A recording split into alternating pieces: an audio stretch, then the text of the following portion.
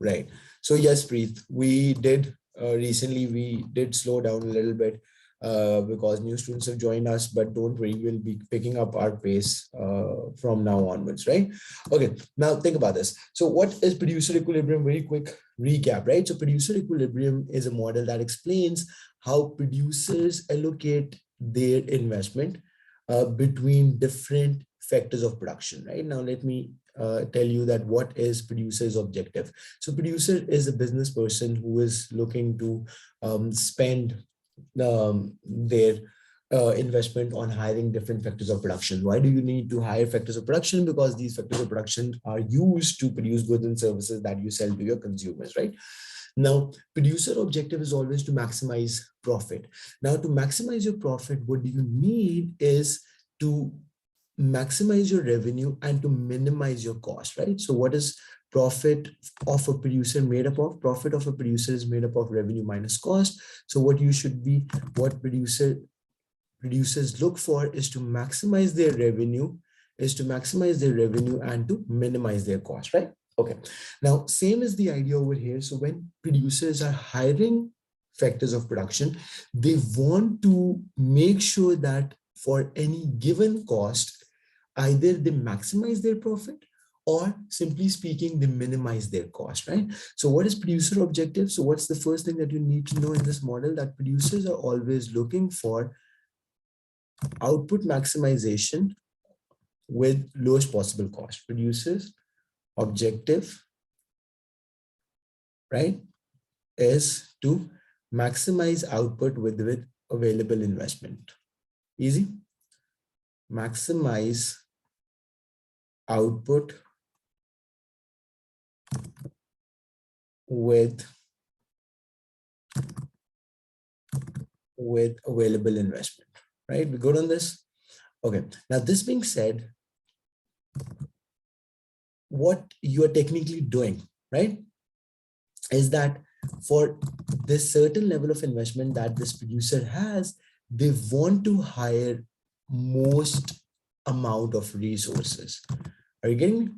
So that's what producers are looking to achieve: maximize output with available investment. That's producer objective. Why? Because when you will maximize your output, what will that mean, right? So when you maximize your output, so your output would be maximum against any cost that you're spending on that. So output over input, as we know, what is that? That's productivity. Yes or no? So against a certain number of inputs, when you maximize your output, so output over input gives us what? That gives us productivity, right? So that's what producers are trying to maximize, because that will maximize their profitability, productivity. Easy? Is this clear, right? So we are talking about producer equilibrium. Quick recap. We said, what do producers want? So no matter what type of business we look at, no matter what country we look at, producers who are business people, they're always looking to maximize their profit. How can a business person maximize his profit? By maximizing revenue and minimizing cost, right? And minimizing cost. Okay, make it quick. Yeah.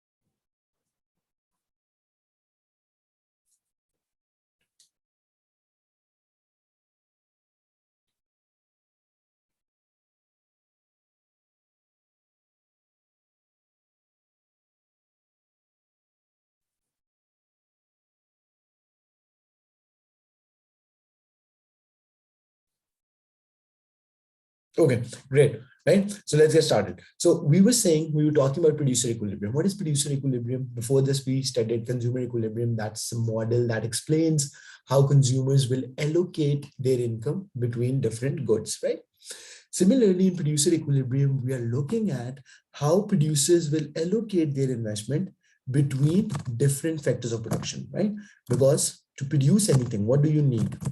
to produce any product, good or service, producers will allocate their investment between different factors of production. That's simply what we're looking at. Will allocate their investment between different factors of production. Okay. Now, profit maximization is, something that all producers across the globe in every industry are trying to achieve, right? And what is profit? Profit is difference between revenue and cost, right? Now, how will a producer maximize his profit? When revenue is highest and cost is minimal, like lowest possible. Okay. Now, producer objective, as I said, is to maximize output, because output gets you what? Output gets you revenue. Maximize output with available investment, right? So with limited amount of investment that a producer has, against that, producers are trying to maximize their output, which will give them highest possible revenue. So what they're trying to do is that they're trying to maximize their productivity, output over input, right? And when a producer will be able to do that, it will give that producer highest possible profit. Okay. Now, this being said, let's come to the graph and let's look at how producers decide which factors of production to hire. Okay. Now, you can take example of any business, right? So let's assume there's a farmer who is thinking between and is deciding between how many units of capital and how many units of labor to hire, right? Now, capital, we know, is man-made resources, which include tractor, harvesters, right? So any man-made tool or machinery that's used in farming, that would be an example of capital. On the other hand, labor is human beings, obviously, and whatever human effort is being used in the business, that is known as labor. Okay. Now let's assume that the total investment available to this farmer, right, is $500, right? So let's assume the total investment that this farmer has available to buy these resources, $500, right? And each unit of labor per day, let's say each labor costs you $10, right? $10, and each unit of capital, right, cost you. Capital is, by the way, often denoted as K, right? So, I mean, otherwise, obviously the word capital starts with C, but in economics, we often denote capital with K, right? So let's assume that the price of each unit of capital is $20. Easy? Okay. Now, if this producer wants to hire only labor, then what is the maximum quantity of labor that this farmer can have? So with $500 of investment and each unit of labor equals to $10, so that gives a total quantity of 50 units that the producer can hire if he spends all of his investment on hiring labor, right? So this is how we identify this point, right? Is this clear? So what's the maximum units of labor that this producer can hire if he spends all of his investment on labor? So what's the total available investment? $500. And how much is the cost of each unit of labor? 10. So that gives you 50. 500 divided by 10 is 50. So 50 units of labor is the maximum quantity of labor that this producer can hire. Similarly, what's the maximum quantity of capital this producer can hire? So 500 divided by 20 would give you, simply speaking, that will give you 25, right? So 25 units of capital you can hire, right? So you identify these 2 points and then you just connect these with the straight line. So this line that you have drawn right now is known as isocost. So isocost, just like the budget line, shows you the combination of capital and labor that a producer can hire with available amount of investment. With available amount of investment, what combinations of capital and labor can this producer hire? That is what the line shows us. Any point within the curve, and the idea is same. Any point within the curve means that you're not fully utilizing your investment, right? And therefore you will be underproducing, meaning you're not producing as much as you could have produced, right? Any point on the curve means that you are spending all of your investment and you're not saving anything, right? So since point B is on the curve, this means that the entire amount of $500 is being spent. On the other hand, since A is within the curve, this means that not all of $500 are being spent, and some of this amount is being saved as well, right?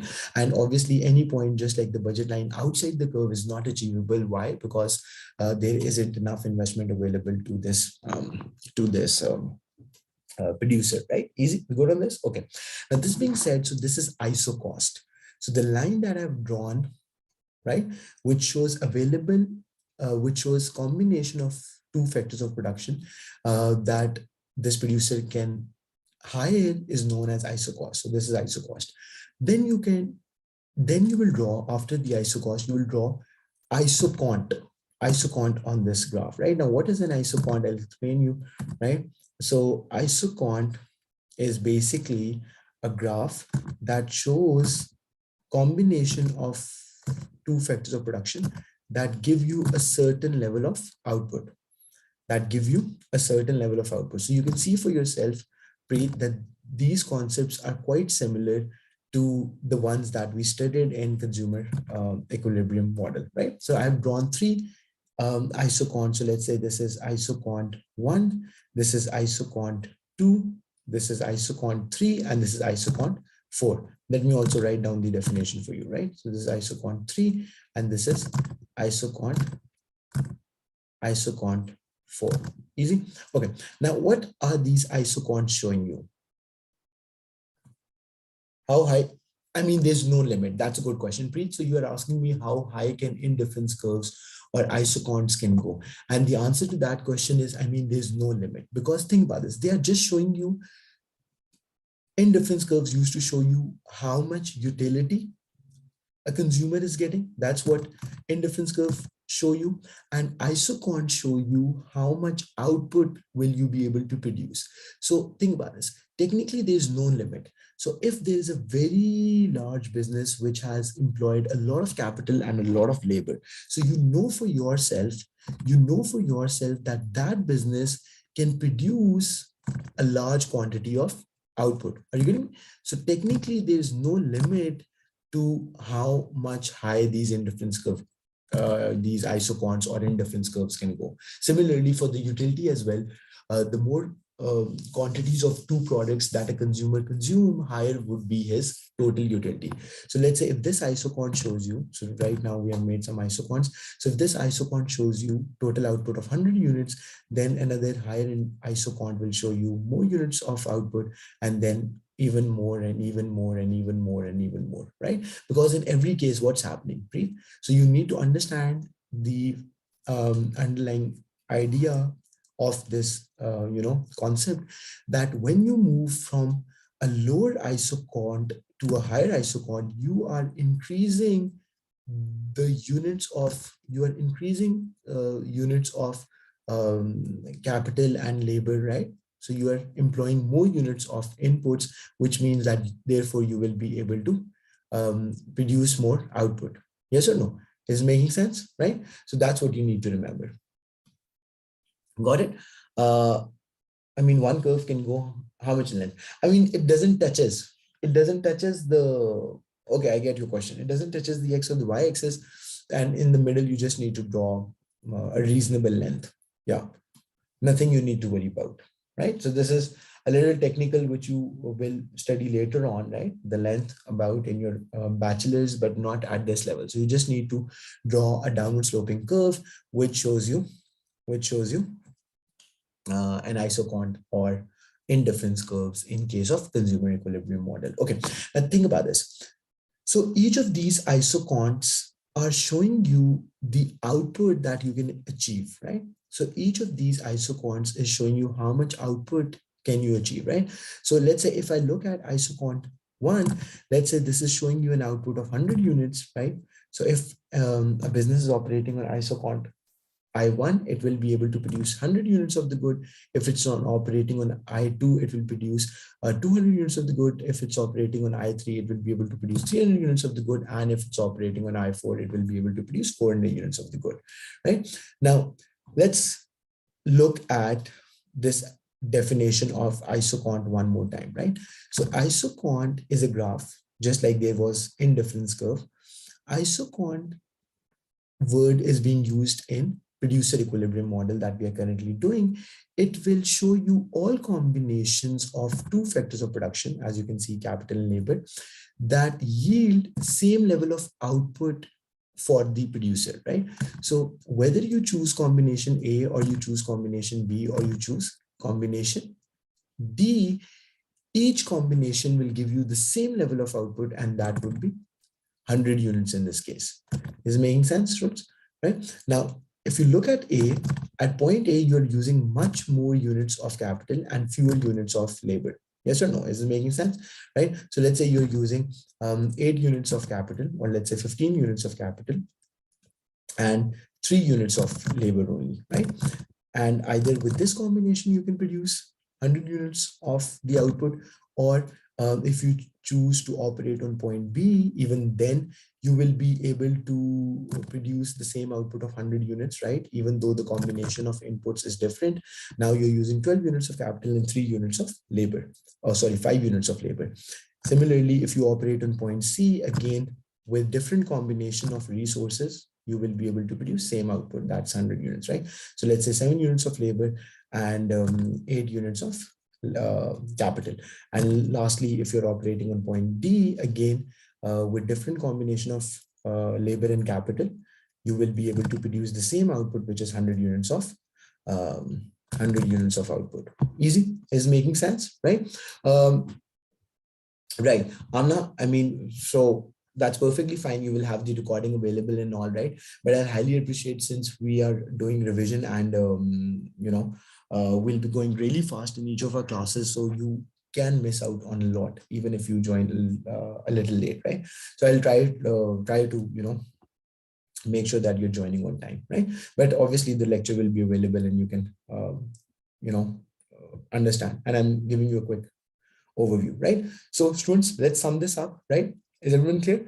So isoquant is a graph that shows different combinations or all combinations of two inputs which yield same level of output for the producer, right? So this isoquant is showing you 4 possible combinations. You can identify even more than 4, which will give you the same level of output, which is 100 units. Easy, right? And similarly, if I choose this isoquant 200, right, then you can identify a few points on this, right? E, F, G, which will show you the combination of capital and labor units that will give you same level of output, which is 200 units in this case. Easy? We good on this?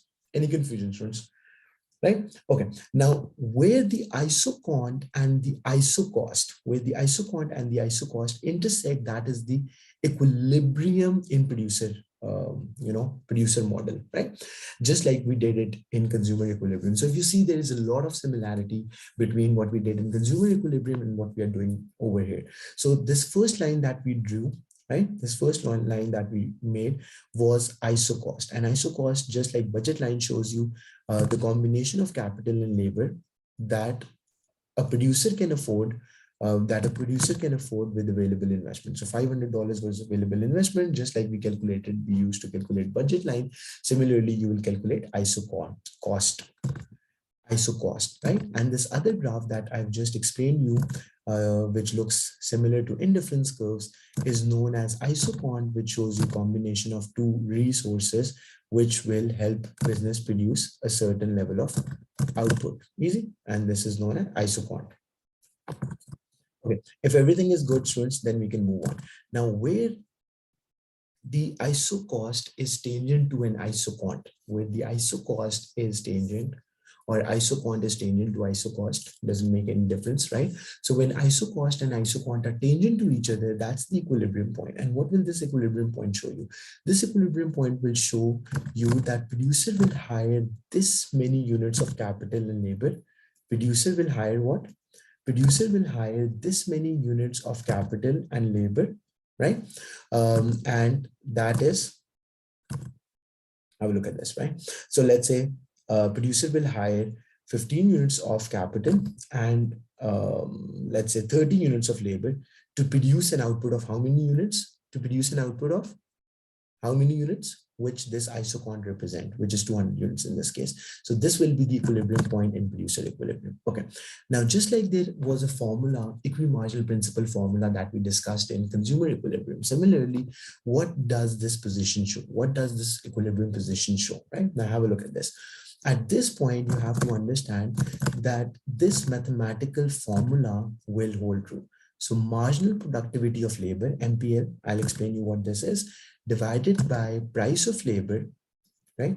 Marginal productivity of labor divided by price of labor is equal to, divided by price of labor is equal to marginal productivity of capital, marginal product of capital divided by price of capital. And why are we representing? I just told you that in economics, even though the word capital starts with C, we denote capital with K, right? So don't get confused over here, right? So we would denote capital with K. Easy, you got on this? So marginal product of labor divided by price of labor is equals to marginal product of capital divided by price of capital. Okay, now what is marginal product of labor? Let's first talk about this. So marginal means additional. What does product mean? Product means output, right? So what marginal product of labor basically means that what will be the change in business output? What will be the change in output of the business due to hiring of one more unit of labor? So change in output over change in labor is your change in output divided by change in labor is your marginal product of labor, right? So if you hire one more unit of labor, how much will be increase in your output? That's what marginal product of labor is. Similarly, marginal product of capital would be similar to this, that how much will be the change in business output due to hiring of one more unit of capital. By hiring one more unit of capital, by how much will your output rise? That is your marginal product of capital. Any confusion so far? We're going on this? Okay. And price of labor or price of capital is very simple, that how much is each unit of labor for, that how many dollars you have to pay to hire one person per day. Similarly, how much price do you have to pay to hire one unit of capital? Okay. Now let's go back over here and let's look at these values that we assumed. So we assumed that each unit of labor, costs you $10 and each unit of capital cost you $20, right? Good on this? Okay. Now, why is this formula important and what is this formula showing us, right? Okay. Now, let me give you some values to calculate and then tell me that which of the two resources is more efficient, right? Okay. Now, let's assume for, this is for output, and then you have output, and then you have price, the price that you pay to your, just a second, you have output,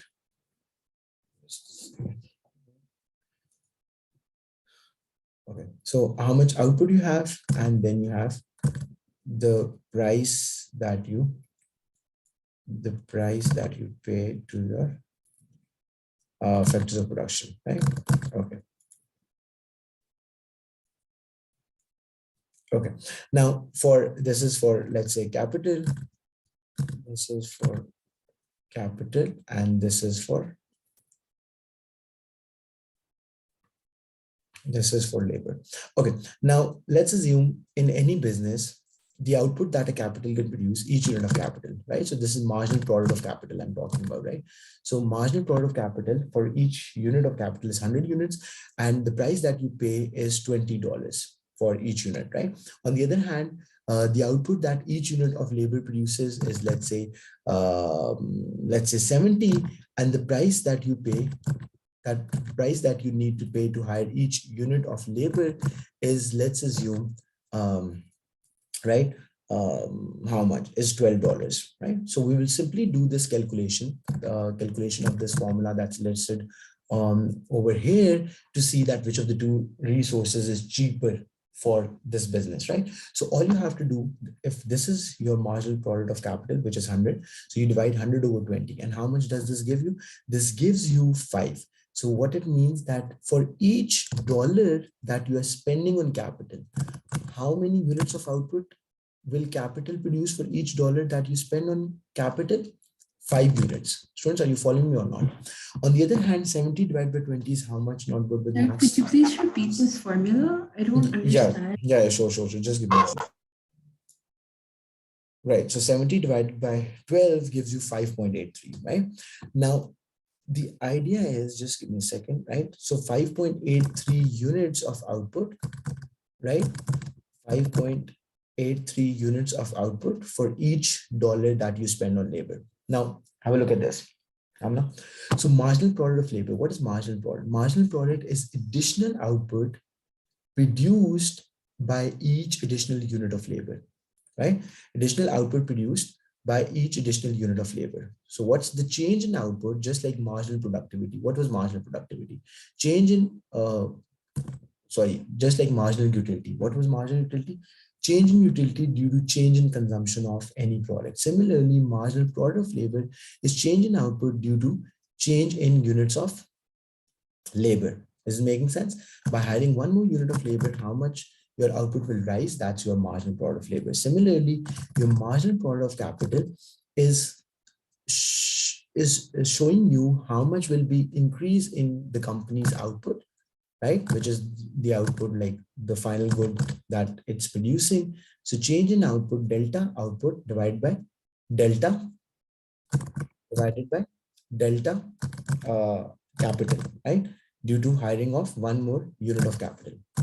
Is it making sense? So when you compare that, is this making sense or not? It is, sir. Right? So when you're looking at comparing two things, just like in consumer equilibrium model, you were comparing marginal utility that you get for each dollar that you spend on the good, and products that used to give you higher marginal utility for each dollar spent, those products were preferred. Why? Because they are giving you more pleasure, they are giving you more satisfaction, right? From consumers' point of view.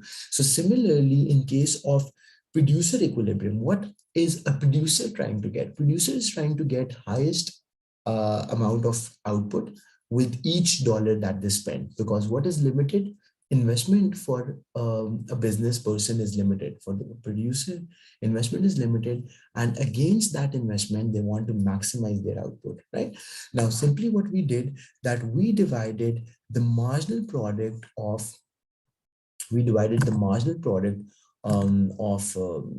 two resources with their prices, right? And when we did that, that gave us these calculations. So each capital unit can produce 100 additional units. So 100 divided by 20 means that for each dollar that you spend on capital, it gives you 5 units of output. On the other hand, each unit of labor gives you 70 units of output, and each labor is worth $12. So that gives you 5.83 units of output for each dollar, right? So which of the two is more productive? Which of the two resources is more productive for this producer? 5.83. Yeah, obviously the labor, right? Because for each dollar that you spend on labor, you get to achieve more output. Now let's think of a real life example and then move on to past paper perspectives, right? Now think about it. They are developing countries and then they are developed countries. Now in developing countries like India, Pakistan, China, right? So the population of these countries is huge, right? Which means a lot of labor, right? A lot of people available to work, right? And therefore, since labor is so cheap in developing countries, that's why you will see that a lot of times in factories, whatever they are producing, whether they be producing clothes, whether they be producing consumer electronics, whether that be producing, furniture or whatever product you can imagine, right?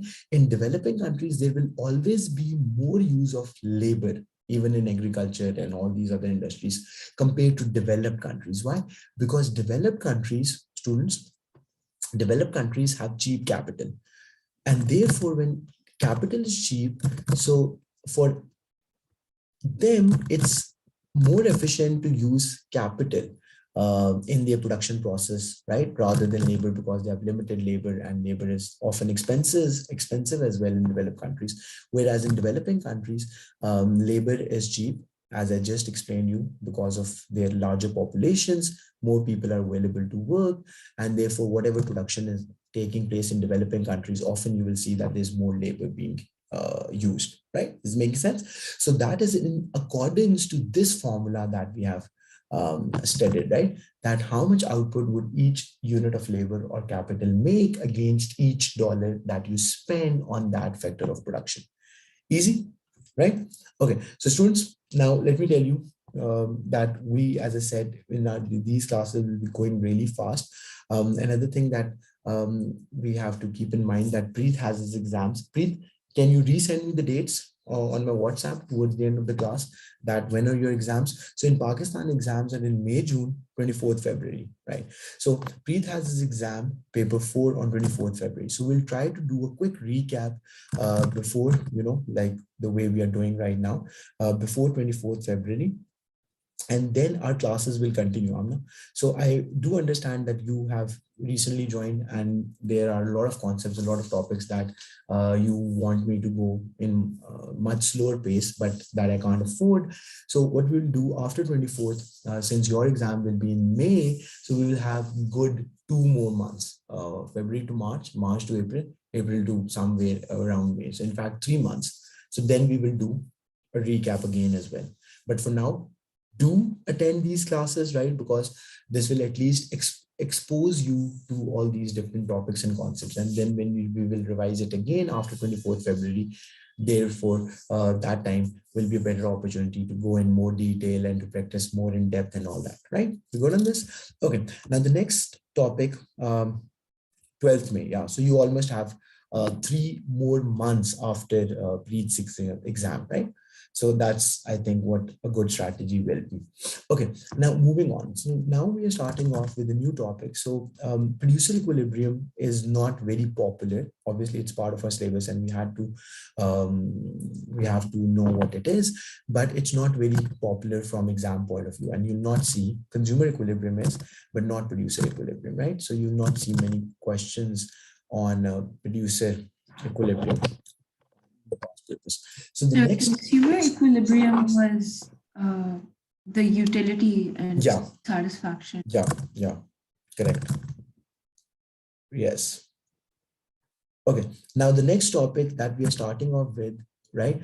And that's very important from exam point of view. In fact, every year you'll see a question, an essay question related to this topic, is market structure. Now, what is market structures, right?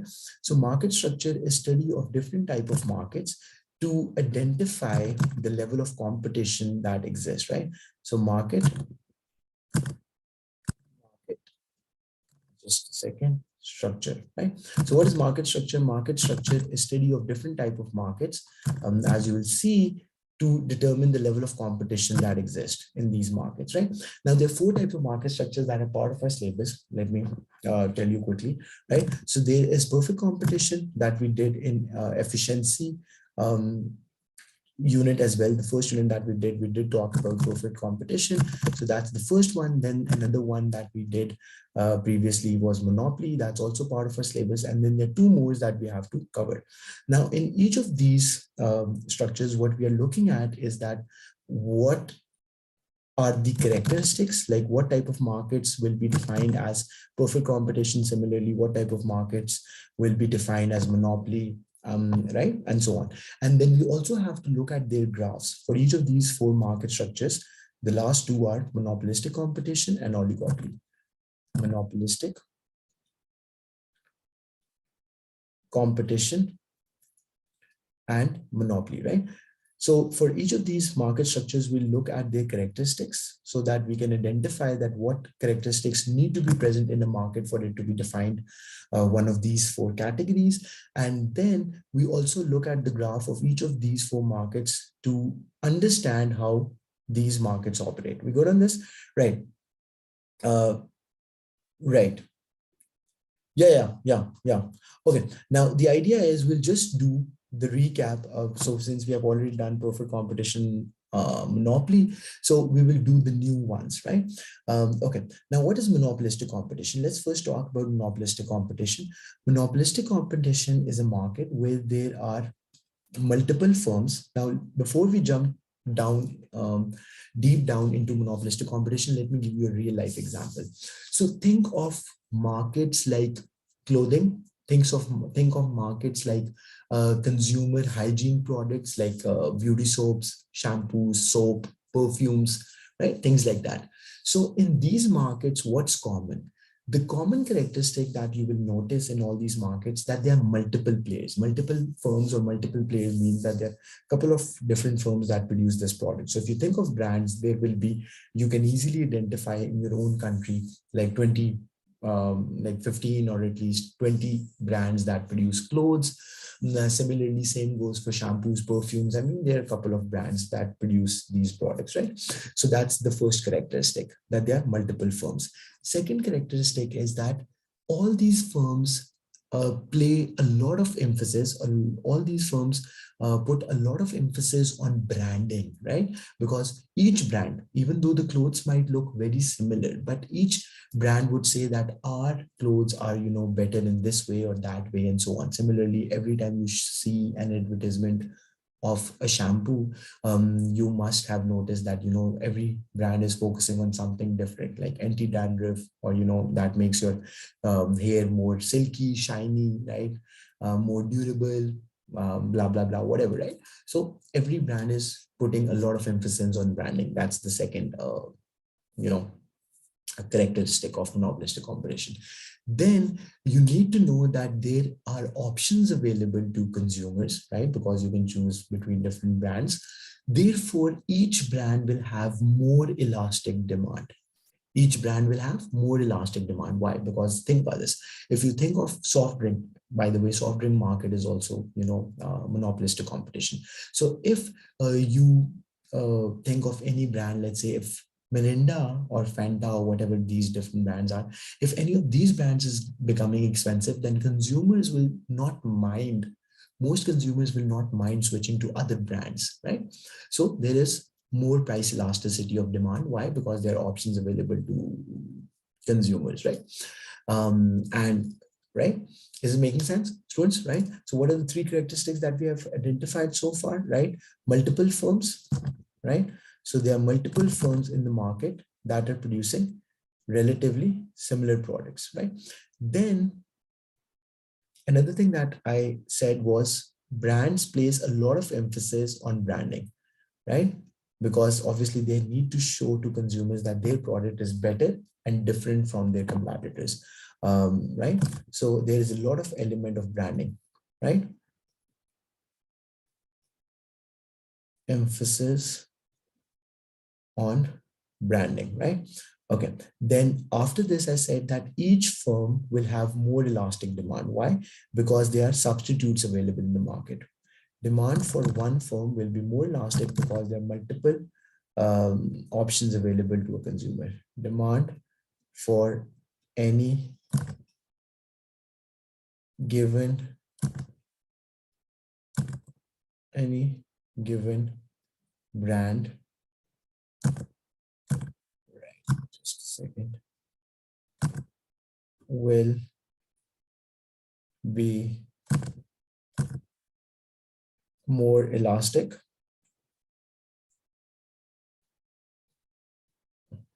right?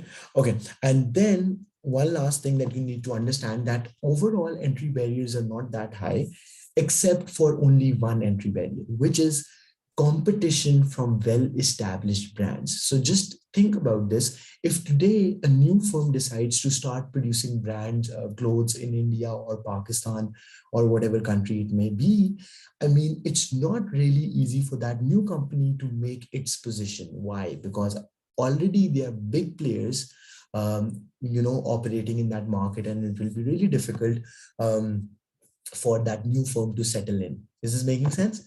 Right? Right? Entry barriers are not high, so we'll put it down like this, right? So what are entry barriers? You would remember from our discussion of, you know, that we had early on. Entry barriers is anything that makes it difficult for new firms to enter the market. are not high except for competition from well-established brands,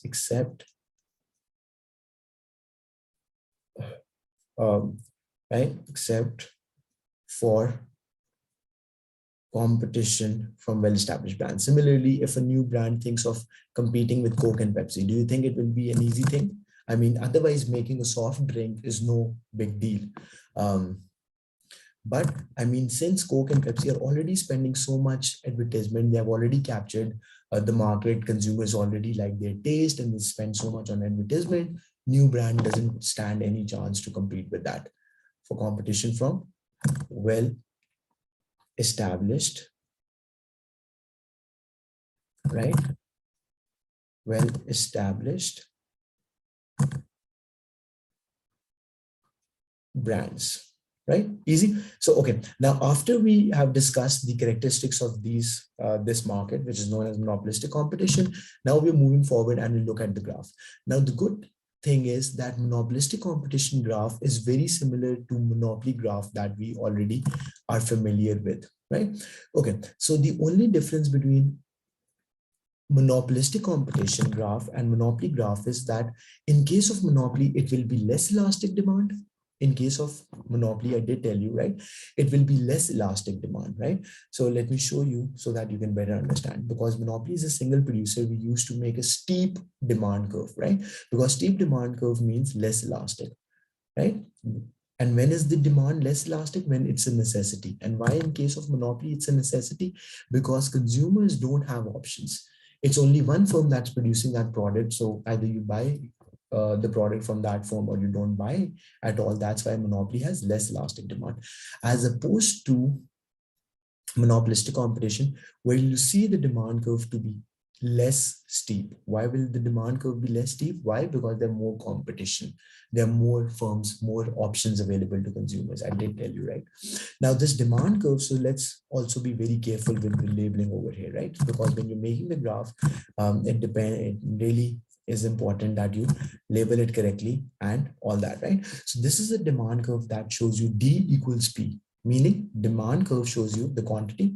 So on the x-axis, you always have the quantity and the y-axis shows you the price, right? So that's what demand curve shows you, that against a certain quantity, how much price, or at a certain price, how much quantity you're willing to buy. That's what it shows you. And therefore, on the y-axis, you will have price slash cost. For any market structure graph, on the y-axis, you will always have price slash cost. Easy? So this demand curve, if I choose any random point, just to reiterate what I've told you before as well. So if I choose this point A, so that shows you that how much is the price, and at that price, how much quantity you are willing to buy, right? So if price is, let's say 50 rupees or $50, and against that, let's say the total demand in the market is 100 units and so on, right? That's what demand curve, price and quantity. Okay. Now to the left of this demand curve, will be your marginal revenue, right? Just like to the left of demand curve in monopoly was your marginal revenue. And what is marginal revenue? Marginal revenue is additional revenue. By now, students, you should be absolutely clear on what each of these terms mean and what do they represent, right? So it will be change in revenue due to change in output. So how much will be the rise in the revenue of a company by selling off one more unit of output? So change in revenue divided by change in output. That's your marginal revenue, additional revenue, right? Okay. Then you have to draw two more graphs, right? So one would be of the marginal cost. Marginal cost, I have always shown you and told you that marginal cost is a J-shaped graph. So what's the shape of marginal cost? Marginal cost is additional cost for producing one more unit of the good. Marginal cost is change in cost divided by change in output, right? So by producing one more unit of output, how much will be the increase in your cost? That is your marginal cost, right?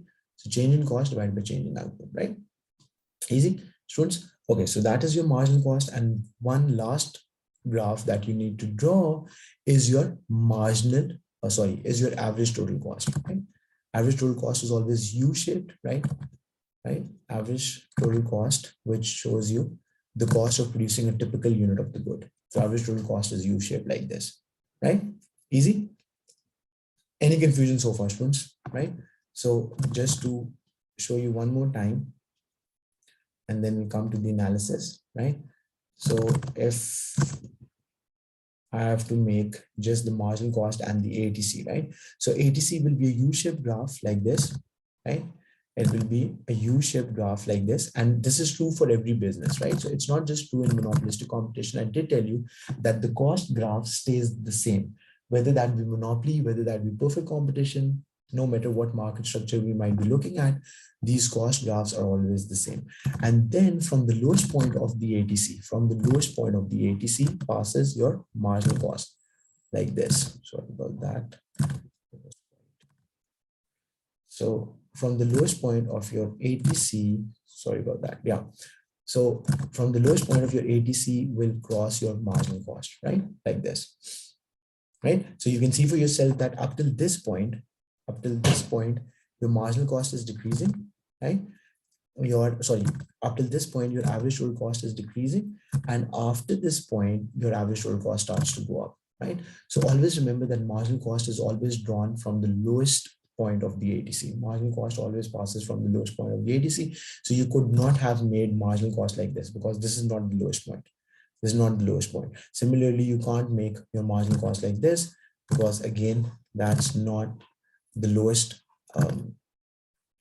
right? Not something like that, because this won't have been the lowest point of the ATC. So the correct marginal cost is the one that passes from the lowest point of the ATC. Easy, good on this, students?